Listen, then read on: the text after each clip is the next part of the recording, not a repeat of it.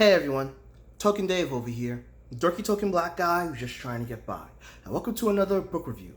Now, all my other book reviews have been in some relation to Godzilla. Today, I'm stepping out of my comfort zone and trying something new and sharing my thoughts on a book that I just read, African Samurai.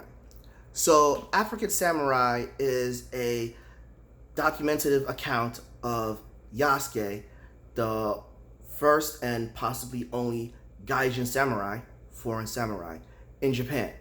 Now, if there were other foreigners that became samurai, I'm not aware of them at the moment. Please drop me a comment below. Anywho, so this is a very hard book to write. Why is it a hard book to write? Because, well, first and foremost, I've only known about Yasuke for the past 5 years. I just heard about him 5 years ago. I initially thought he was a legend, but in all actuality, he was an actual historical figure, but his accounts are only documented for 3 years, from 1579 to 1582, which makes this a hard book to write because there is not as many documented references of Yasuke. So, with all of that said, I'm going to share, what my thoughts were of reading this book. So you're just going to get the good parts and the bad parts. So what's good about this book? It grabs you quick. Right in the introduction, you're like, woo, and everything. And you want to know how you get up to that point. And from that point on, for the majority of the book, you are intrigued. Now, the book also gives you very interesting insights of global history at the time. You get to see how the Vatican was trying to expand Catholicism into Asian countries, and particularly in this book, focuses on Japan.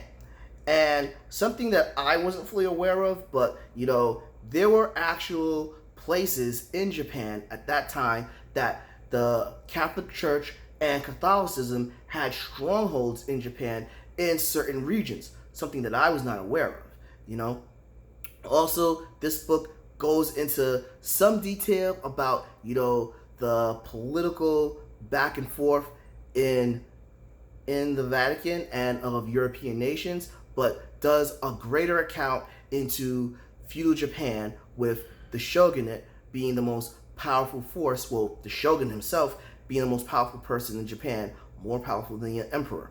So we get some good insight on the samurai and the Bushido code, but it doesn't glamorize it, what most books and movies have done. Well, I don't know if that many books glamorize it, but still, a lot of media glamorizes a samurai.